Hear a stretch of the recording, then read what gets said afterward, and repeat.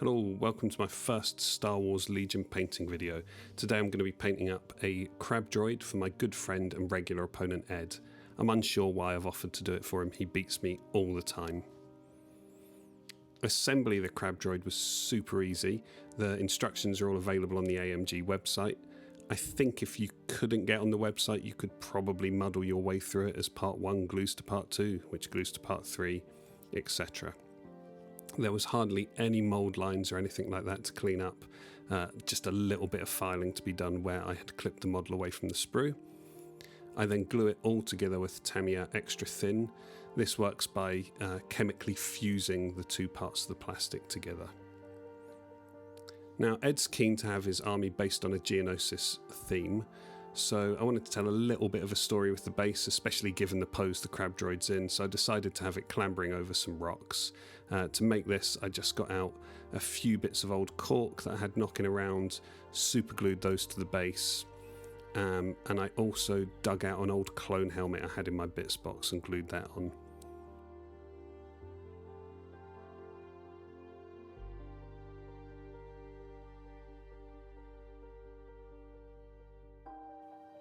Once it was all in place, I put some ground texture by Vallejo all over the base just to give it a little added dimension. I did most of this with the droid off of the base to avoid getting any of it on the miniature itself, and then at the end, again, I used the plastic glue to glue him onto the base. One important thing to mention here is to carve in your firing arcs, because the crab droid does have a front-facing weapon and it'll make gameplay really awkward if you don't do that.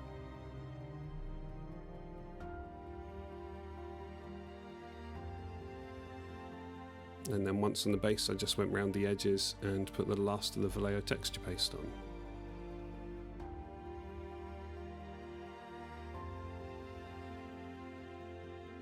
I chose to prime the miniature in brown, doing this mostly because the armour is going to be orange. It means if any bits do show through, the brown will just look better. At this point my airbrush broke, so I spent a good 20 minutes clearing that. I see no reason you couldn't do this with a rattle can. I also did a quick zenithal highlight on it. This stage is not super necessary. I like to do it because I find it helps me see the shape of the miniature, and again it gives us a little bit of pre-shading, but honestly we're going to be covering up 99% of that anyway. I also chose to block in the metal parts in black just so that we could see kind of the shape of the miniature and start to get a feel for how the completed thing was going to look. This is a thing I do quite often with my models. I find if you just do one part to perfection, out of context that can look really odd. So by blocking in the black, when I come back and do the orange armour, I'm going to have a better idea of how that will look overall. I was really looking forward to painting the orange armour. In Legion we don't often get to paint with really saturated colours, so this should be good fun. I want to start off by just giving a general base coat over the whole model, and I'm not too bothered about making those neat and perfect. I just want to get the colour on there, so I slap it on. Well, actually I mixed the paint far too thin, realised I'd mixed it far too thin, and came back and mixed it thicker, then slapped it on. Probably did about 2 coats on this, maybe 3 in some spots.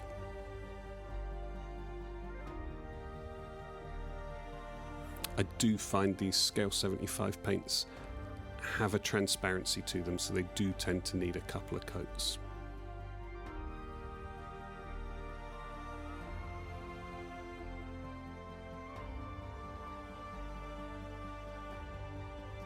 Once my base coat's done, I'm going to go around the model and glaze in some brown wherever I want the shadows to be. My shadows are always going to be the part of each panel that is nearest to the ground. For glazing, I'm probably mixing this 3 to 4 parts water to 1 part paint, and I want it to feel really transparent. I don't want these parts to be brown, I want it to darken the orange. When you're painting this thin, it feels like it's going to take ages, but actually by the time you've gone around the whole model and you're redoing the second coat on the first part, it goes really, really quickly and it gives us a nice smooth transition. I probably did 3 coats on each part here, maybe 4 in a couple of places, but honestly this step goes very quickly.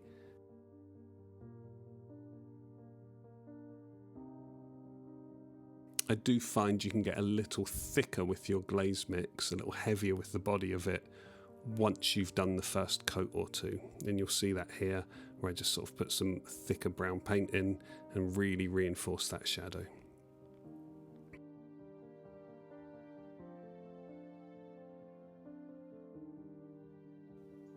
There are a few spots where I don't get it perfect, where the blend is a little rough, but honestly, don't worry about that. We're going to be doing a couple of steps later on that will just hide any of those rough blends. For my highlights, I get some sunny skin tone and I mix that into the original Mars orange, roughly 50-50, maybe slightly favouring the sunny skin tone. Again, I water this down, not quite as heavily as I watered down the brown, but I am still making a heavy glaze with it.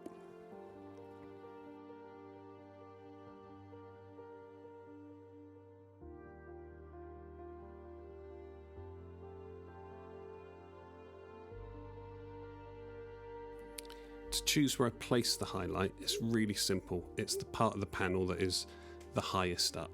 And this way, between that and the brown, we should create a nice contrast across each panel. Again, I'm trying to get this quite smooth, but I'm not super worried because we have steps later on that will remedy any mistakes. I probably did 2 coats of this in each part.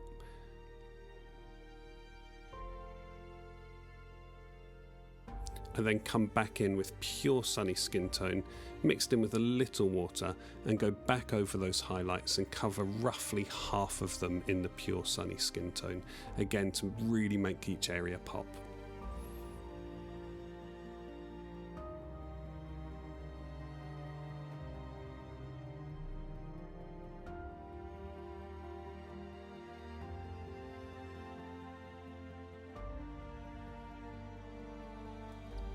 At this point, I'm pleased with how the armour's coming along. I would like it to look more saturated and more orange, so I'm going to put on some glaze by 2 thin coats. This is a transparent paint, and what you do is put it over the whole model, or all the orange parts of the model.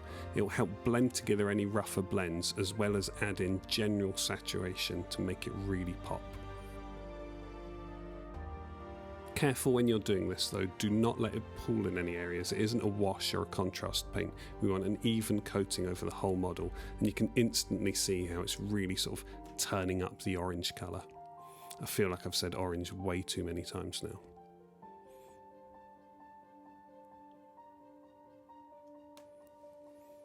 Once the orange glaze is dry, I go back in with sunny skin tone and I'm going to edge highlight every single panel. I can't lie to you, this is a time-consuming part of the process. I stick on my favourite Legion podcast, make a cup of tea and get going.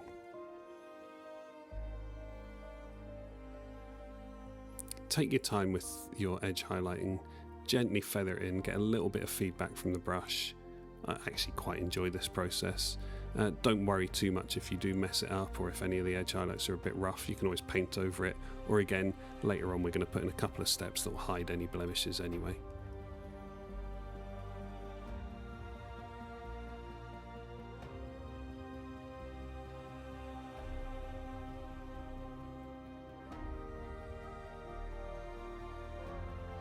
I also take this opportunity, whilst I got the sunny skin tone out, to reinforce some of my highlights where they became a little muted with the orange glaze.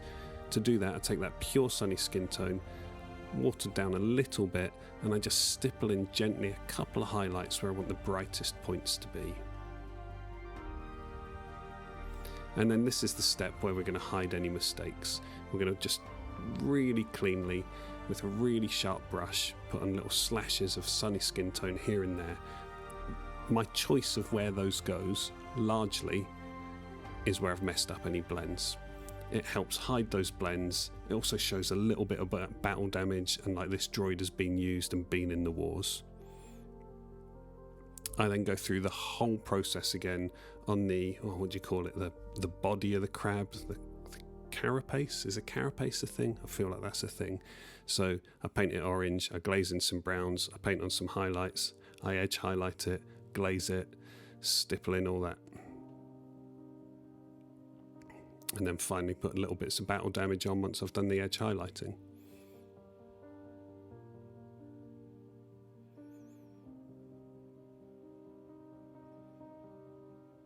Again, stippling in some highlights here.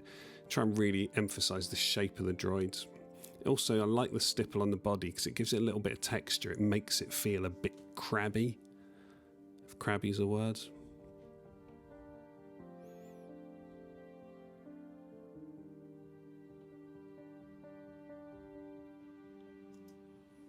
I'm really happy with how the droid's come out at this point. I think the orange armour looks great.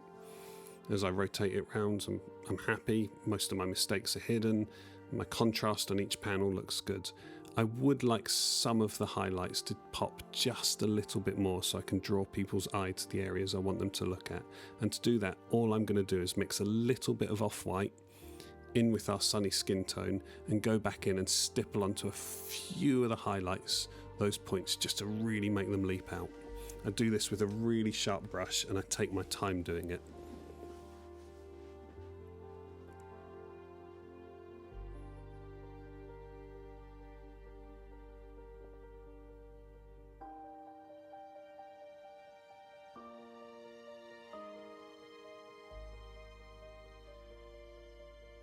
In honesty, you could probably skip this step, but I just found it gave a little bit of pop to those areas I want people to look at, because there's more contrast. That's where the eye will be drawn.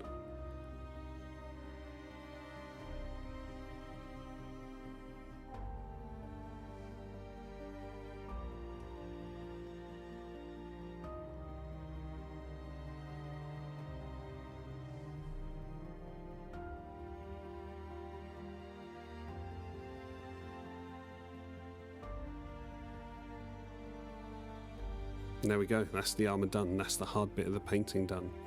Next we're going to paint the legs. We've already base coated them black effectively, so going with some Tenebrous grey. I'm probably not pronouncing that correctly. I'm not bothered about getting this smooth because I want it to look like worn, used metal, so I just dump this grey over maybe 90% of the legs. I'm not bothered about a little bit of the black showing through, gives contrast to it, and black is a hard colour to get contrast on.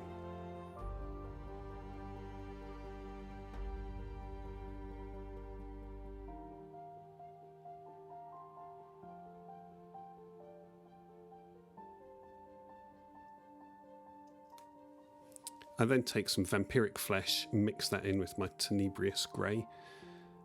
This is a step I repeat several times so I can add increasing levels of contrast to those legs. All the while I want most of the leg to be the dark colour because I do want it to look dark grey, black. I don't want it to look that sort of creamy colour. Again, I'm not too bothered about making this smooth. You can see I've painted it with little slashes here and there. That will make it feel like worn, used metal. And also, I'm terribly sorry about this camera shot. Look at it, it's shameful. It's quite hard painting on camera.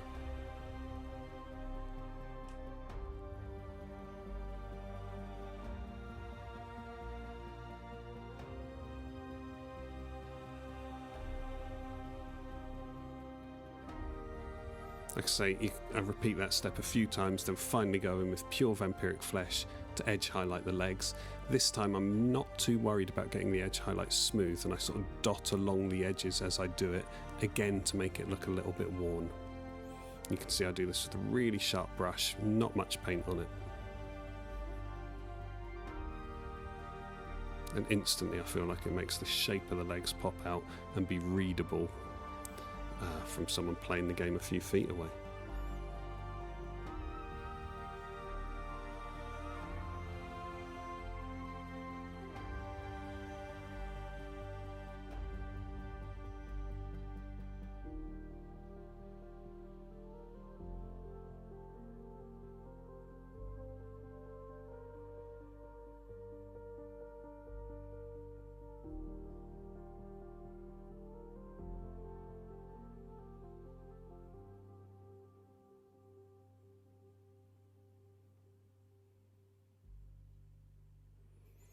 Right, that's most of the droid done at this point, just the base to go.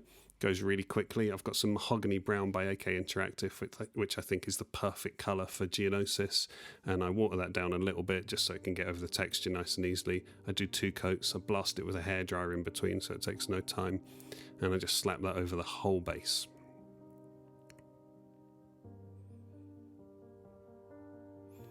Once it's done, I'm going to do a little bit of wet blending using these 2 washes on the base itself. I use the Agrax Earthshade, and in the areas I want to be a bit darker, so you know, the bottom of the rocks, our firing arcs, that sort of thing.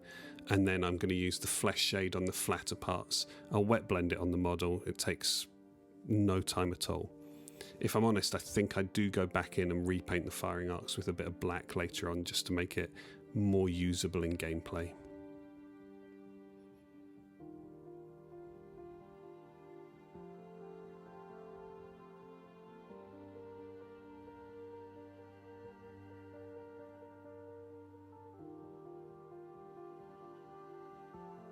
Final step on the base is to mix a bit of that Vampiric flesh in with some Mahogany Brown. It was on the palette anyway, why not? I just want to lighten it up a bit.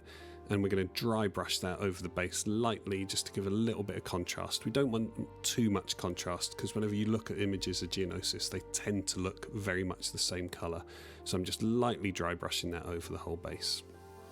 My final step on the droid itself, I want to give it a bit of personality. I want people to have a focal point for it, so I'm going to paint the eyes a nice teal colour. I think in the box art they've just done the metallic colour of the legs, but I felt like this gave it a bit of personality and a focal point for us to look at. So I'm base coating it in this nice teal colour.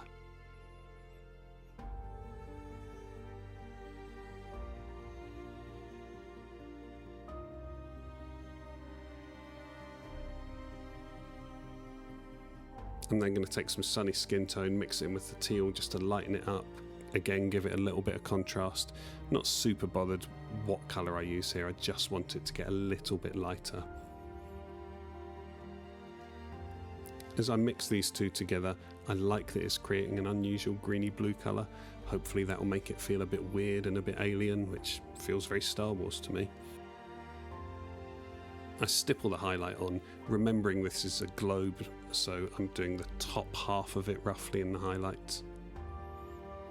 I think the stippling makes it look a little bit unusual as well, rather than a really smooth blend, and a smooth blend at this scale would be a lot of time and effort for a tabletop model.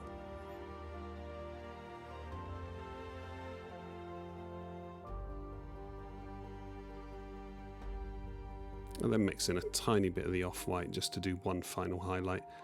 If I'm honest, I'm not really sure this was worth it. You can barely see it on the completed model, but it makes it feel complete to me.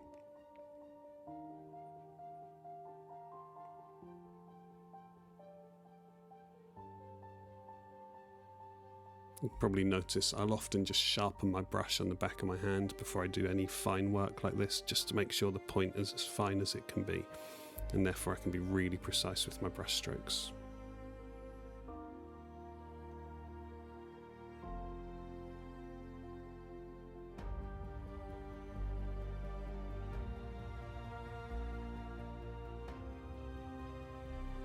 Again, remembering it's a sphere, so we want to get the top highlighted as well as the front.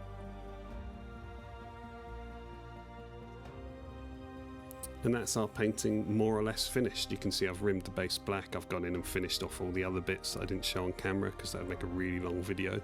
I always finish my models with AK Ultra Matte Varnish. I do this for a couple of reasons. One is it offers a little protection in gameplay. It's not the most protective varnish out there, but also where I've used several different brands and glazes and different techniques, I tend to find I have a lot of different finishes, and this will even that out and flatten everything back down. It will hide a few brush strokes, it will hide the different products used. And that's it, one finished Crab Droid. He was a lot of fun to paint, really enjoyed this guy. I enjoyed putting the brighter colours on a Star Wars model where sometimes they're a little bit muted. I enjoyed using some new products like that orange glaze, getting a little bit of battle damage on there but still managing to make it look vibrant. Absolute joy to paint this one. Thank you for watching.